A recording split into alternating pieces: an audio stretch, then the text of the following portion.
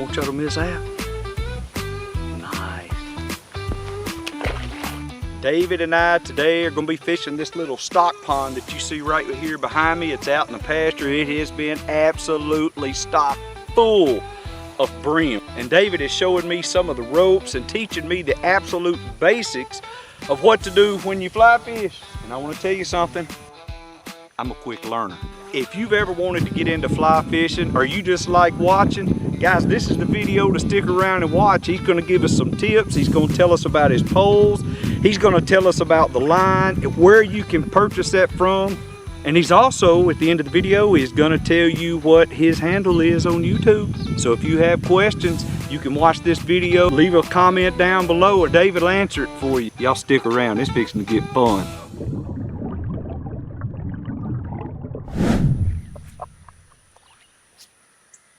Got him.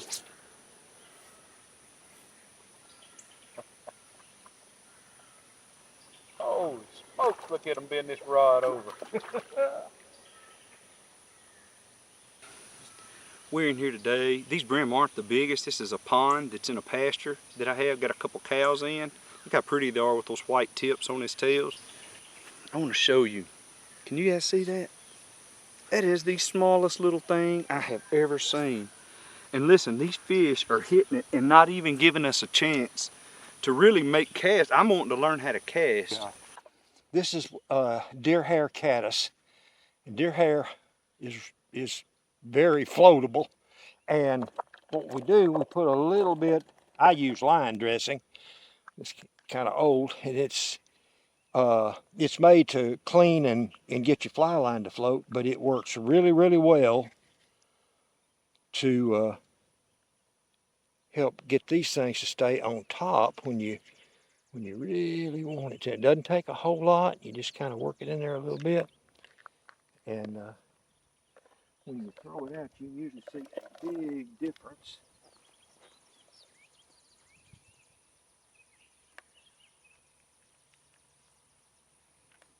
You see there, you see it and come up and take it, just don't even go down. Yeah.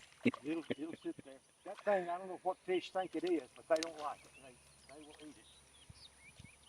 And a lot of times you'll get big bass to climb all over it. Got him.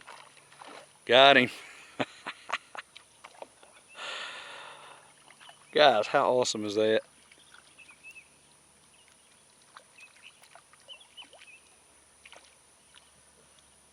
Nice little brim.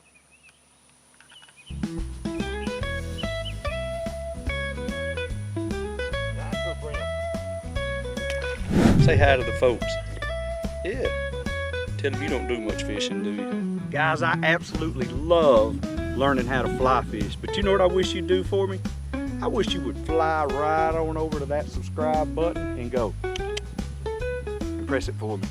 Thanks, guys. I appreciate y'all watching the channel. Got him. Oh!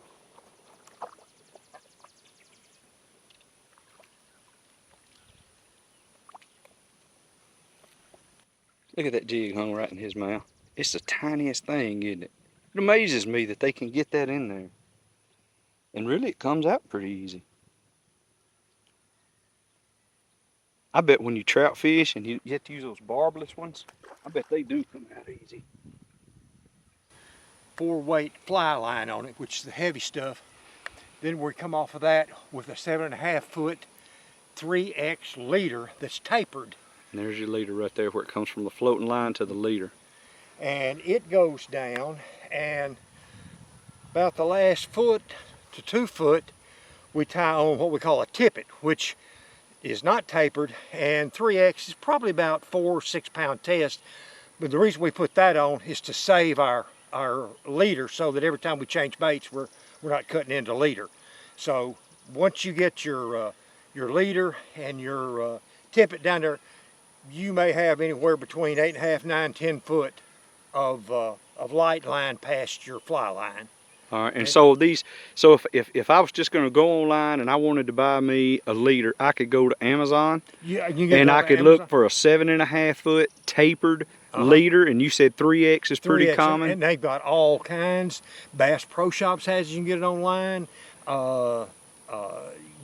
I get most of my stuff Amazon. And then this is called Tippet. Tippet, and this is a specific string, but you said you also could use. You can use a light, whatever would suit you. 4 6 pound monofilament. I don't think I'd go any heavier than 6, but 2 or 4 would probably be what you'd want. So you're tying about 2 foot or 18 inches of line onto the tapered line. That way, every time you have to cut and tie new bait, you're not losing your tapered line you bought. Exactly. And I can tell you, these little things you're going to lose. Fish chew them up.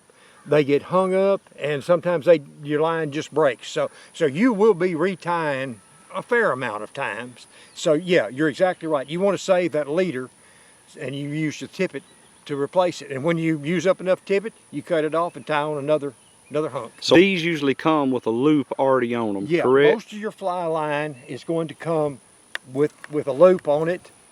You really can't, I don't know if you can see that loop in the fly line. Right. And I don't know if they can either. Okay. In the old days, you would tie your leader on with what they call a nail knot. And in the old days, you actually used the nail to tie the nail. And you can find that on YouTube. You can go out there and see how that's tied. Absolutely. And okay, you can pretty buy simple. The tools. Yeah. But now most of the fly line you buy is going to have the loop in it, and all of your leaders going to have a loop in it. So it makes it no tools needed. Put it on, tighten it down. And your tippet, what kind of knots it tied with? The guys that are really good at it tie it on with a blood knot. Okay. Blood knot's not something I tie out in the field. If I'm home, I'll tie a blood knot. I use a double surgeon's, which is just an overhand knot, double one. That's what it goes on with, because you're going to, be out and it's going to be windy. Your hands are wet. Maybe they're cold. It's hard to tie for me to tie a blood knot. Sweet. So I'm brand new into this. Okay. So if I had to have something, what would you tell me to get? For stuff like this, a pair of hemostats to get the hook out, because sometimes they're going to swallow it. Right. And it saves killing fish that you don't want to. And these are just retractable. Retractors, you can get them anywhere, and I put them on just so it makes it a little easier to handle.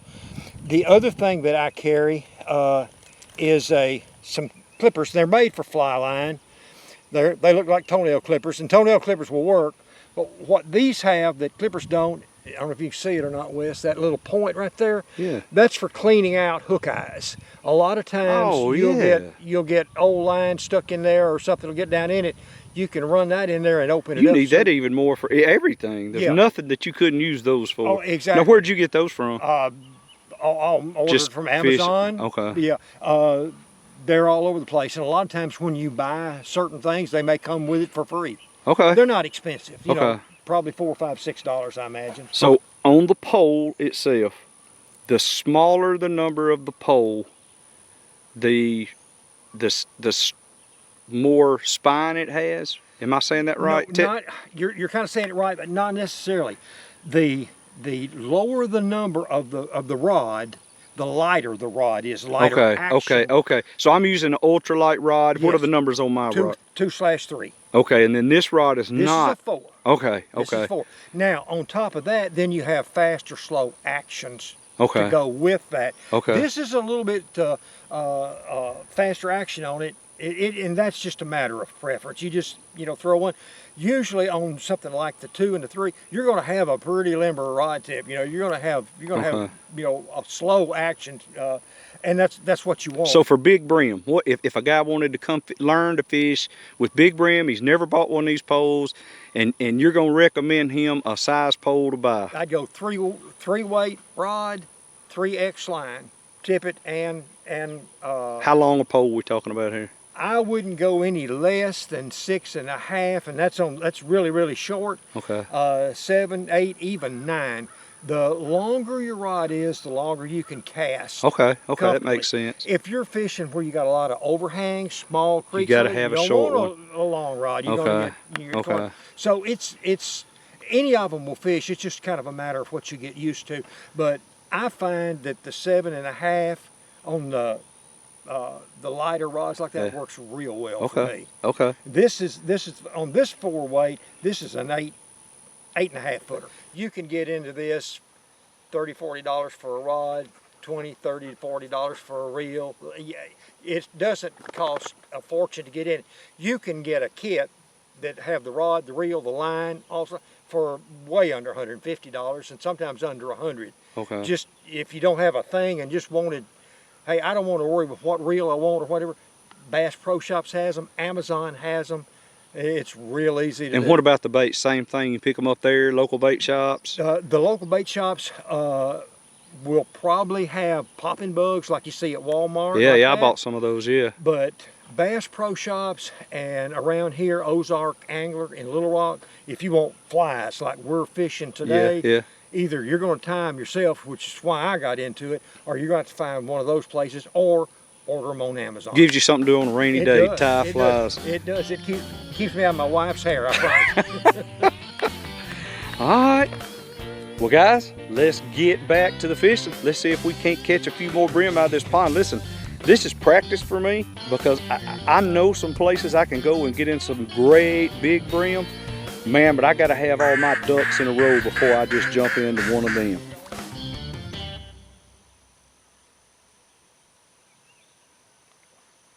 That is exciting right there. Guys, I'm telling you, this is fun stuff.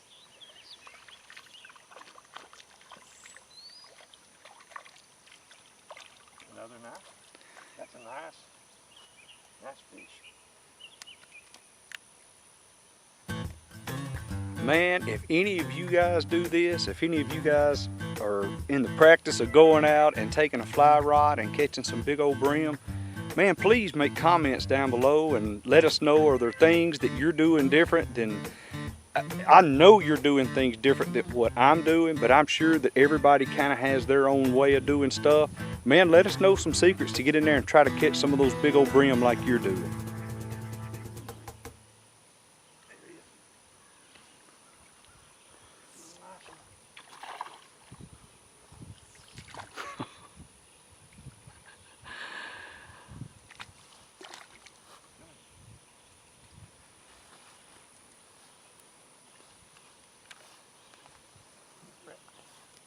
Got him around his fin. That's not bad. Nice. Nice. You guys ought to give it a try because this is fun. I cannot wait to have a chance to get in my boat and to go out where I do some fishing and stand up on the bow of that boat and start using one of these and catching some fish, some big old brim.